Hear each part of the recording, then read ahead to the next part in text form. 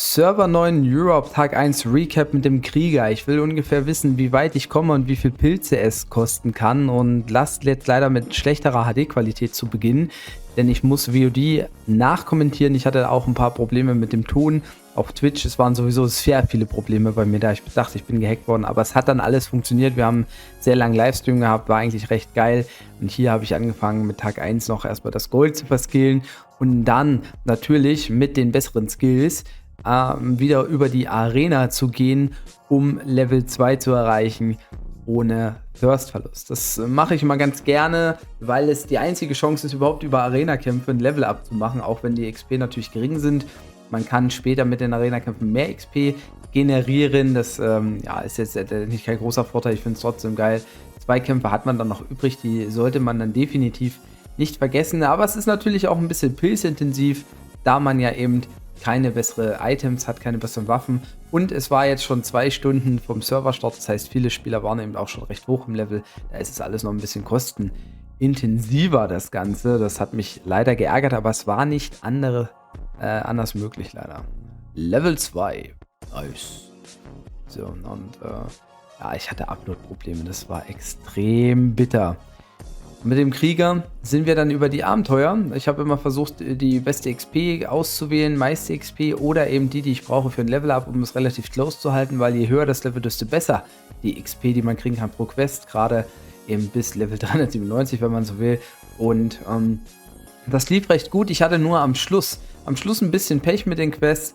Deshalb war ich dann bei 86 Alu-Rest. Ich hätte noch mehr, also mehr als 86 sein können, wäre geil. Übergegangen und zu equippen, im PvP ein bisschen abzufarmen und ein bisschen Gold einzusammeln, denn ich hatte festgestellt, ich brauche ja natürlich auch das Sammelalbum, das hatte ich erst ein bisschen vergessen, war nämlich erst im Waffenladen unterwegs, habe mein ganzes Gold verskillt, habe das Sammelalbum zwar schnell gefunden, brauchte nochmal Gold, dann gab es natürlich auch Achievements so ein bisschen und ja, gleichzeitig habe ich auch gemerkt, ja gut, Extras fehlen ja auch, also wenn man im Sammelalbum ordentlich pushen will, braucht man natürlich auch die Kette und wenigstens den Ring.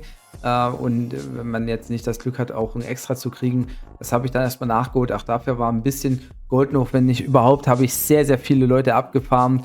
Im Stream hat das alles natürlich ein bisschen länger gedauert, aber das war schon extrem, was ich da gemacht habe. Also der erste, den ich da erwischt habe, war Persiako mit Level 10. Er war Level 19, immer 10 Gold bekommen, immer so ungefähr 14 Angriffe, also 140 Gold pro Session, dann wieder fallen lassen.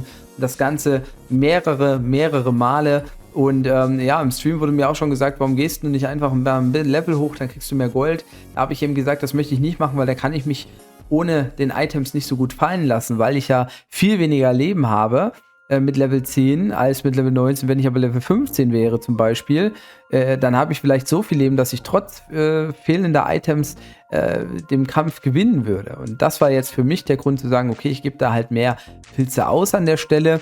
Leider, weil es jetzt nur das VOD ist, weiß ich nicht, wie viele Pilze ich tatsächlich zu dem Zeitpunkt ausgegeben habe. Das habe ich leider erwähnt, das tut mir ein bisschen leid. Das wollte ich eigentlich ein bisschen klar transparent machen und wir gehen jetzt über in Live. So, Freunde, sind also Level 10. Wir haben jetzt Spieler ziemlich krass abgefarmt und im MSA war noch nicht viel gemacht. Und das muss jetzt nachgeholt werden. Und das wird wie immer ein Riesenvergnügen werden. So, mittlerweile sind wir Level 11, weil wir jetzt 2 Dungeons gelegt haben. Und zwar die beiden hier, den Untoten und The Divish Vampire. Und das mit Level 10 und den Stats. Wir haben jetzt doch SA ein bisschen gemacht. Bei 24,8%, also muss ich doch noch was machen. Ich wollte 25 haben. Und aber vor allen Dingen haben wir Leute gefarmt und die Top 2 bei mir, die beiden hier, die haben echt viel Gold gegeben. Also da sind auch viele Pilze draufgegangen zum Fallen lassen. Stand jetzt sind wir bei einer Ausgabe von ungefähr 1150 Pilzen. Und jetzt kann man das Ganze noch weiterführen. Ich werde es wahrscheinlich noch ein bisschen weitermachen, ein bisschen skillen, noch ein bisschen SA machen. Vielleicht geht es auch an die 30%. Ist noch schwer abzuschätzen, aber der nächste Dungeon, ja, der könnte auch noch gehen. Ja, doch, oder? Ich glaube, da brauche ich keine SF-Game-Tools. Das ist noch drin. Ich sage einfach, der ist drin. Komm. Ja, der ist drin. Komm fürs Video. Und für den Stream. Jawohl. Oh, ein Epic. Epic? Da muss ich ja knapp überlegen, ob das besser ist. Also. Ja, gut. Können wir mal so stehen lassen, ja. So, wir sind jetzt derzeit auf Level 16. Wir haben knapp 2000 Pilze ausgegeben. Wir haben die Abenteuerlust auf 15 gespielt, haben dann auch noch Dungeons gemacht, sind jetzt hier beim Skeleton Soldier, der relativ knapp ist. Beim Equipment habe ich einen Mega-Fehler. Ach, was denn jetzt? Geil! Noch einen Fehler gemacht. Geil! Ich habe den Dungeon probiert mit der falschen Waffe. Ja gut, dann machen wir den jetzt mal, ne? Brauche ich auch keine SF-Game-Tools. Also mit der Waffe sollte der jetzt ja eigentlich liegen mit dem Damage. Denke ich zumindest. Aber ich habe auch keinen Berserker. Ja? Komm, fürs Video. Fürs Video. 10, 9, 8, 7, 6, 5, 4, 3, 2, 1. Ach du Scheiße. Das geht nicht. Warum gefällt der nicht? Das kann doch nicht sein. Ihr seht, ich verschwende die Pilze. Also über das F-Game-Tools hätte ich mir die Chancen berechnen müssen. Und ich habe irgendwie, ja, ich denke mal an den Berserker, aber 3210. Ach komm schon, Brüder. 2700, also der fällt ja. Also der hat bestimmt eine Chance von 0,5 bis 1% oder mehr. Brauchst halt nur den richtigen Try. Ja gut, ich habe auf jeden Fall eine Waffe direkt im Laden gehabt, nach dem einmal blättern und habe sie aber leider aus Versehen weggeklickt, weil ich im Stream abgelenkt wurde. Natürlich war der Stream dann schuld, nicht ich. Und da bin ich noch dann auf 16, weil ich halt eine bessere Waffe haben wollte, aber ich habe einfach keine Stärkewaffe gefunden. Ja, wie gesagt, über 2000 Pilze jetzt schon ausgegeben, 500 davon bestimmt verschenkt. Also, das effizienteste Beispiel bin ich definitiv nicht für dieses Ding. Aber wir machen jetzt weiter. Hauptsächlich will ich jetzt das A halt farmen. Und, was ist denn Dungeon jetzt hier nochmal? Ja, komm, wir machen Augen zu. Augen zu, dann geht das. Ich lese nur im Chat. Ja, morgen wieder streamen. Wahrscheinlich nicht. Ich bin morgen beim Fußballturnier. Das wird auch ein bisschen schwierig. Ich muss. Oh, ey, 275! Das gibt's doch nicht. Das gibt's nicht. Ja, Nico Robin, muss mir mal schreiben, wie du heißt. Derefilm, grüß dich, mein Lieber. Moin. Das ist nicht der Derefilm. Ach so, alles klar. Ich habe nicht in SF-Game Tools reingeguckt, aber ich müsste es wahrscheinlich machen. Ich habe gerade mal bei SF-Game Tools reingeschaut und habe auch gleich das Achievement Second Screen bekommen. Das war mir auch gar nicht so bewusst, dass das auch geht. Also man muss gar nicht aufs Handy gehen. Also kleiner Lifehack. Aber 2,4% hat dieser Dungeon, ja. Also ja, da gehe ich schon rein normalerweise, ja. Und da hat man schon so viele knappe Versuche. Wenn ihr also beim Krieger solche knappen Versuche habt zum Serverstart wahrscheinlich, beziehungsweise wenn ihr so eine Chance euch errechnet und in die Dungeons geht, heißt es nicht, dass man nach 50 Versuchen den auch macht. Ne? Ich habe jetzt schon fast 100 Versuche da ausgegeben. Wir gucken jetzt nochmal weiter. Mit dem Wissen, wie hoch die Chance ist, fällt er nämlich jetzt. Jetzt hat er nämlich Angst. Er hat jetzt Angst, Leute. Das geht jetzt. Der ganze Chat beliebt an Derafim, der im Chat war, aber eigentlich nicht da war. Zumindest wurde es gesagt, dass es nicht Derafim sei. Aber mit dem Wissen, jawohl, das war wichtig. Das war wichtig, damit der Server läuft. So. Also Leute, ich habe mit Level 17 eine Expedition gespielt. 12,5 Alu ist die lang. Und habe vorher aber in der Taverne mir mal meine 3 Abenteuer angeguckt, die ich zur Auswahl habe. Und ich habe die beste XP-Durchschnittswert und den besten Gold-Durchschnittswert genommen. Aus allen 3 Quests, hauptsächlich aus 2, weil die dritte war Mist. In beiden Bereichen war sie schlechter im Durchschnitt. Ich habe also immer auf 2,5 Minuten runtergerechnet und kam auf 2000 XP bei 2,5 Minuten und 16 Gold. Bei 12,5 Thirst für die Expedition müssen wir das mal 5 rechnen. Also sind wir bei 80 Gold und 10.000 XP. Die, wenn ich immer so eine gute einzelne Quest mit Level 17 bekommen würde, mir eben 90 Gold bringen und 10.000 XP. Ja, ne Quatsch, 80 Gold und 10.000 XP. Die Expedition hat mir jetzt gebracht 9.595 XP.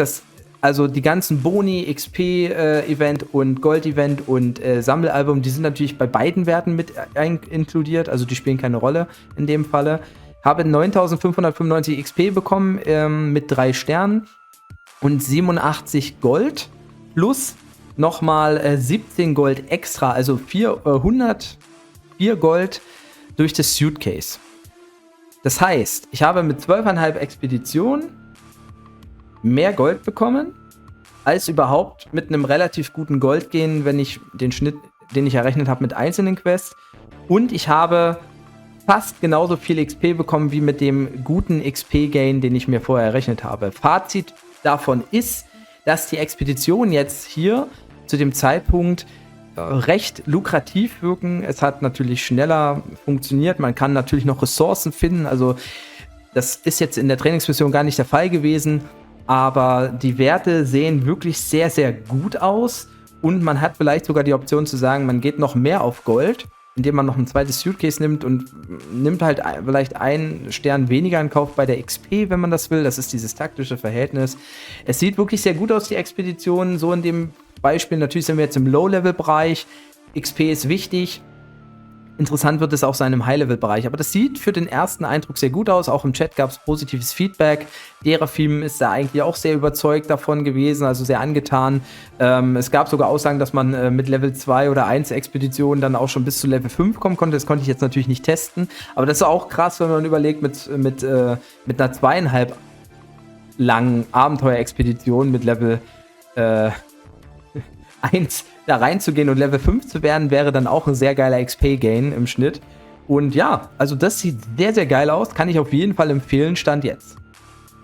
So Leute, ich habe das jetzt noch ein bisschen weiter getestet und man kann jetzt sagen, das war jetzt Glück oder nicht. Ich war Level 19 und mir ist noch eingefallen, dass natürlich ein Faktor bei der Expedition eine Rolle spielt. Wir haben relativ gute Durchschnittswerte bekommen. Mehr Gold, als wahrscheinlich überhaupt möglich ist in den Abenteuerquests und relativ viel XP plus gegebenenfalls noch Ressourcen, stand jetzt ja noch nicht. Aber ich war Level 19, ich hatte 3 Quests zur Auswahl. Ich hatte eine 10-minütige Quest, die hat mir 9000 XP gebracht. Und ich habe festgestellt, es reicht nicht für ein Level-Up. Und dann habe ich überlegt, was habe ich für Expeditionen. Und da habe ich eine 17,5-minütige Expedition gefunden. Und es hätte sein können, ich nehme die 9000 XP mit 10 Minuten, aber wer garantiert mir, dass ich die restlichen XP bei 7,5 Minuten auch bekommen hätte? Das kann mir keiner garantieren. Die Expedition hat jetzt ganz genau eine Punktlandung auf Level 20 gemacht und hat mir auch gleichzeitig sogar den Dungeon Key gegeben. Das heißt, den habe ich gleich mit Erreichen von Level 20 bekommen. Wie gesagt, das kann jetzt sehr glücklich sein, aber das sieht natürlich sehr geil aus, weil das auch nicht immer gegeben ist. Manchmal muss man mit Level 20, dann ist man Level 21, da hat man noch nicht mal einen Dungeon Key. Es ist ja zwar selten, aber das ist mir auch schon passiert. Das wirkt natürlich sehr geil für die Expedition auch zum Serverstart. So Leute, hier haben wir noch ein Beispiel. Das war eine 5-minütige Expedition, 5 Thirst. Und ich hatte eine 5-minütige Quest. Vorher die 5-minütige Quest. Ihr seht, der XP hat mir diese Expedition gegeben mit 57, 3 Sternen. 5540, dann haben wir 63 Gold bekommen, plus nochmal 9 Gold für diesen Zwischenstep da. Und die Quest, die ich mit 5 Minuten zur Auswahl hatte, war 5142 XP schwer und 42 Gold schwer. Also da sieht man sogar mehr XP jetzt hier bekommen und mehr Gold. Also das ist auch nochmal ein gutes Beispiel dafür, dass die Expeditionen sehr interessant sind. So Leute, und da stehe ich jetzt auf Level 26, also das Festungspaket haben wir natürlich uns schon gegönnt. Bei den Dungeons geht halt nichts, deshalb hatte ich mich dann entschieden, die Abenteuervelus weiterzuspielen. SA habe ich nur bis 40% gemacht, da geht noch ein bisschen mehr, aber das wollte ich jetzt nicht. Ich bin für mein Level relativ gut geskillt, kann man sagen. Das Equipment ist so semi und da wäre natürlich jetzt die Chance, ich habe die Festung jetzt erstmal mit dem Gold, was ich noch hatte, erstmal auf die 6 gepusht und Hall of Night auf 6, 7 kann man angehen, aber ich muss natürlich auch erstmal die anderen Gebäude machen und dann müsste man dann Items farmen und Gems und dann könnte man auch in Richtung Level 30 probieren, das ist aber nochmal sehr zeitaufwendig und das möchte ich jetzt nicht machen. Ich bin erstmal so dann auch zufrieden, im Level wird noch hochgehen, wir können noch das Glücksrad machen, da gibt es auch nochmal viel Gold und vielleicht Level Up, also das könnte man auch nutzen für die Fortress zum Beispiel, für Items und Steine, vielleicht probiere ich ein bisschen was, um noch 2 Dungeons zu legen, aber selbst dann wird es für Level 30 noch nicht reichen, denke ich. Aber ja, so war erstmal der erste Tag, bin sehr zufrieden, hat Spaß gemacht und auch das Thema mit der Expedition konnte man ja schon sehr gut erkennen, dass das wirklich echt eine sehr gute Alternative werden kann. Vor allen Dingen in Kombination mit Abenteuerlust, wenn es eine gute ist für XP und relativ kurz. Oder wenn man zum Beispiel merkt, ich habe 3 Abenteuer, die halt nicht gut sind, dann nimmt man eine verlängerte Alu oder die gleiche Alu für eine Expedition und kriegt halt viel mehr davon. Das ist ziemlich geil. Ja, und so sieht der Char final nach Tag 1 aus. Letztendlich durch das Glücksrad-Gold sind wir nochmal ein bisschen vorgebrungen, das wollte ich auch loswerden, weil dann über den Tageswechsel, jetzt ist es schon Tag 2 um 4 quasi, Da ist jetzt ein bisschen Stadtwache noch dazwischen gekommen. Wollte ich das Gold halt nicht auf dem Char horten und da habe ich dann doch ein paar Items gesucht noch und schon mal ein paar Steine equipped. Wir sind jetzt natürlich deutlich stärker. Also jetzt würde hier über Tag 2 jetzt auf jeden Fall im Dungeon-Bereich was gehen. Wie ihr seht, ja, das läuft schon mal sehr, sehr schmackofatz. Ein schönes Epic auf dem richtigen Slot. Das fühlt sich immer super gut an. Die Rüstung zwar nicht ganz so geil, aber da kann ich auch noch andere Items finden. Gerade im Hut-Bereich ist da noch ein bisschen Platz nach oben. Und ja, also Level 30 wäre dann höchstwahrscheinlich, wenn ich das Glück mit den Steinen auch so gehabt hätte, vielleicht sogar drin nach Tag 1 gewesen. Und der Pilzausgabestand. Stand jetzt sind etwas mehr als 2500 Pilze. Also das hat mich Tag 1 grob gekostet. Ich habe davon natürlich viele Pilze für das Goldfarmen genutzt, auch für die Random-Angriffe genutzt. Ein paar Pilze hinten raus jetzt für die Festung, also die hatte ich auch noch mal ein bisschen ausgebaut. Ein Teil des Goldes des Glücksrads ging also quasi allgemein in die Festung. Ich kann jetzt hier eigentlich in Richtung Level 7 gehen in der normalen Festung. Das macht Sinn, dass man dann auch die Hall of Night auf 7 gehen kann. Den Rest habe ich jetzt erstmal soweit auf 5 gelassen, außer Treasury, die noch auf 1, weil die relativ viel Gold kostet. Akademie habe ich hochgezogen, klar, weil XP einfach ein bisschen was bringt. Und Gemmine bleibt natürlich noch auf 1 eine ganze Weile. Die sollte man erst weiter höher ziehen, wenn man in einem Bereich ist, wo die Steine mehr Geld bringen, als sie kosten. Und dann haben sie natürlich auch einen höheren Wert. Das macht dann auch irgendwo Sinn. Und ja, also ein bisschen mehr als 2500 Pilze dafür, für einen soliden Tag 1. Nicht perfekt, aber solide. Und ja, Tag 2 wird zeigen, ein bisschen was geht hier schon, wo die Reise hingehen soll auf dem Server, was halt auch der Krieger kann, wie überhaupt die Krieger dastehen werden neben mir. Ich habe noch nicht großartig reingeguckt in mögliche Klassenkonkurrenz, aber die ersten Spieler haben auch schon jetzt die Pets freigeschalten. Das ist auch recht üblich an Tag 2, 75 zu erreichen. Das werden wir, glaube ich, mit dem Krieger jetzt so in der Form nicht machen. Grüße gehen raus an Linz, zu meiner Gilde. Er war auch beim Livestream dabei. Ist sogar jetzt schon 42.